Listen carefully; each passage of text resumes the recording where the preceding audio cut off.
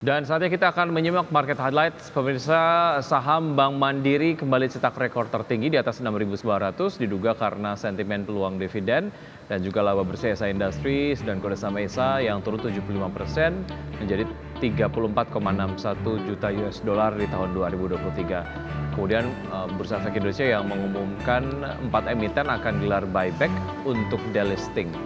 Agenda ekonomi dari Asia, dari Filipina, pemirsa ada data soal IHK inti Filipina secara year on year di bulan Januari. Dari Jepang ada data soal belanja rumah tangga Jepang secara year on year di bulan Desember. Kemudian dari Eropa ada ekspektasi inflasi konsumen Eropa dan penjualan retail Eropa secara year on year di bulan Desember. Dari update pembukaan bursa-bursa utama Asia di pagi hari ini dapat Anda saksikan pemirsa di layar televisi. Untuk bursa-bursa utama Asia pagi hari ini dibuka kompak melemah. Nikkei melemah 0,67% di level 36.111.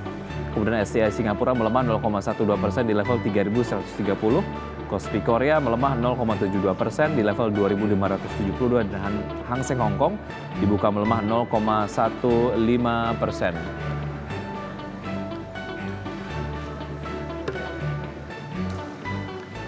Dan saat ini kami sudah tersambung melalui video conference ada Bapak Chandra Pasaribu, Head of Research Analyst PT Yuanta Sekuritas Indonesia. Selamat pagi Pak Chandra. Selamat pagi. Baik, terima kasih sudah bergabung bersama kami di Market Buzz. Kalau kita bicara mengenai pelemahan dari IHSG kemarin yang ditutup lemah di bawah level 7.200, apakah ini berkaitan dengan data pertumbuhan ekonomi Indonesia yang melemah di tahun 2023 jika kemudian kita bandingkan dengan tahun 2022 yang mencapai 5,31%, tapi di tahun 2023 angkanya di 5,05%. Analisis Anda Pak Chandra seperti apa?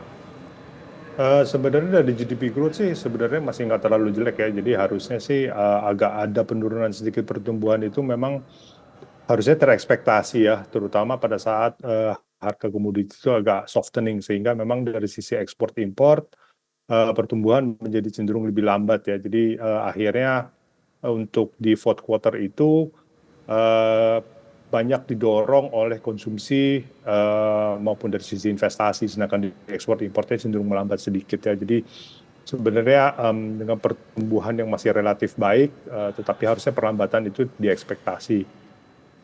Tekanan terhadap indeks mungkin lebih banyak datang dari mungkin keputusan Fed untuk menunda penurunan bunga sih ya. Jadi plus juga ada falling statement dari Fed bahwa mereka mungkin akan menurunkan tingkat bunga itu satu lebih lambat, kedua juga mungkin dengan tingkat yang lebih sedikit ya. Mungkin waktu diekspektasikan mungkin 3 kali, mungkin bisa kurang daripada itu sih. Baik. Dan kalau kita lihat kemudian juga pergerakan dari Wall Street juga beberapa waktu yang lalu sebelum kemudian data penutupan di dini hari tadi begitu ya, ada kemudian pergerakan penguatan tapi kemudian ditutup di zona merah. Sejauh mana ini kemudian juga menjadi satu momen yang nampaknya cukup kurang bisa dimanfaatkan oleh bursa-bursa utama Asia dan juga IHSG yang akhirnya melemah, Pak Chandra.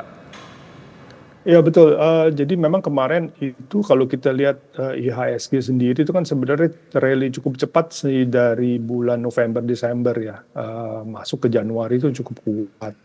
Cuman di Februari terus tiba-tiba melemah kembali, itu semata-mata memang karena waktu awal ekspektasi itu Fed-nya penurunan bunganya kan di Maret ya, tapi dengan kuatnya ekonomi Amerika sehingga akhirnya The Fed itu memutuskan untuk menunda penurunan bunga karena ditakutkan dengan kuatnya kalau misalnya dijalankan juga penurunan bunga akan menyebabkan ekonomi Amerika menjadi kepanasan gitu ya. Jadi ada risiko di situ sehingga akhirnya memang diputuskan untuk menunda dulu jadi stay higher for longer satu. Sehingga akhirnya yang tadinya orang ekspektasi kejadian di Maret tuh akhirnya nggak kejadian gitu. Jadi akhirnya kita lihat terjadi koreksi sih di equities. Ada statement yang lebih bold begitu ya dari Jerome Powell sendiri bahwa kemudian penurunan tingkat suku bunga acuan dari The Fed sendiri tidak akan terjadi dalam waktu dekat mengingat beberapa data tadi soal data ketenagakerjaan yang ada di Amerika. Baik, Kalau kita bicara mengenai IHSG kembali begitu ya, sentimen domestik bahwa kemudian Anda seperti sampaikan tadi dan juga kita lihat sama-sama di penutupan perdagangan kemarin melemah, sejauh mana ini kemudian menjadi satu indikasi bahwa IHSG sedang konsolidasi menuju 14 Februari 2024 pemilu, Pak Chandra, dan sejauh mana ekspektasi pasar ini mengekspektasikan pemilu ini satu putaran atau dua putaran? Kalau satu putaran, kira-kira antisipasinya apa? Kemudian kalaupun dua putaran, antisipasinya apa dan lebih prefer mana sebetulnya? Untuk market sendiri secara umum karena memang terjadi, saya pikir mungkin akan masuk konsolidasi dulu ya, karena memang satu ekspektasi di Fed-nya tiba-tiba berubah. Di global ekonominya juga masih cukup dinamik ya, dengan semua kejadian yang ada di Timur Tengah maupun di perlambatan ekonomi di China. Tetapi kalau misalnya kita balik ke domestic market sendiri, sebenarnya kalau dari GDP growth sih sebenarnya masih cukup bagus ya. Tapi memang besok ini kebetulan memang antisipasi libur yang cukup panjang ya. Jadi starting Kamis sampai plus habis itu nyambung lagi kemudian dengan pemilu. Kelihatannya mungkin orang nggak akan terlalu berani untuk mengambil posisi yang terlalu panjang ya. Jadi memang akhirnya memang agak cenderung konsolidasi, mungkin lebih masuk ke wait and see dulu kali ya. Baik.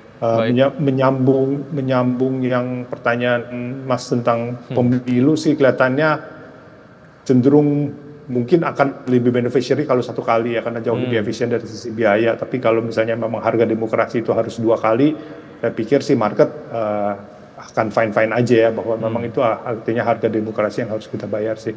Betul, dan walaupun memang jadinya wait and see-nya jadi lebih panjang begitu ya, karena memang kepastian investasi juga kemudian ditentukan siapa yang akan menjadi pemimpin bangsa ini ke depan begitu.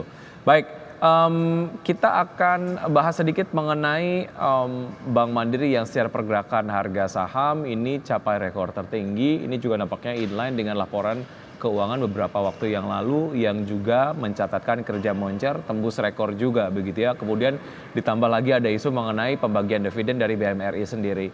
Sejauh mana sentimen ini masih kemudian bisa dimanfaatkan agar investor riding the wave gitu, dan mungkin ada potensi IHSG akan, maksud kami Bank Mandiri akan mencapai target price baru setelah capai rekor baru ini, Pak Chandra? Iya, jadi Mandiri itu memang terjadi re-rating ya. Jadi kalau kita lihat dari sisi valuasi PBV-nya kan Mandiri itu baru 2,1 kali dibandingkan misalnya Bank Rakyat yang 2,7 ya. Jadi dengan Bank Mandiri itu mencapai rekor tertinggi dari sisi net profit itu seakan-akan membuktikan bahwa kita kelasnya mungkin harusnya agak mirip-mirip dengan BRI yang tadinya mungkin dianggap BRI itu lebih resilient karena mereka lebih micro lending, jadi mempunyai resistensi yang terhadap negatif yang lebih kuat. Tapi terbukti bahwa Mandiri itu pelan-pelan bisa menyusul, sehingga memang mungkin terjadi sedikit di-rating di situ. Jadi memang peluang utama sebenarnya ada di rating daripada Mandiri ya, terutama menyusul dari sisi PBV. Mungkin flavor tambahan datang dari sisi dividen. Memang kalau kita lihat dengan rekor net income ini, kelihatannya Bank Mandiri akan tetap konsisten dengan dividen payout sekitar 60%. Itu akan translate kepada dividen per share-nya mungkin sekitar 350 ya, sehingga akhirnya itu juga memberikan yield yang cukup bagus ya, sekitar 5% mungkin dengan harga yang sekarang. Jadi memang agak sentimen positifnya cukup mendukung lah. Baik, target price untuk Mandiri dari Anda di akhir tahun di berapa, Pak Chandra?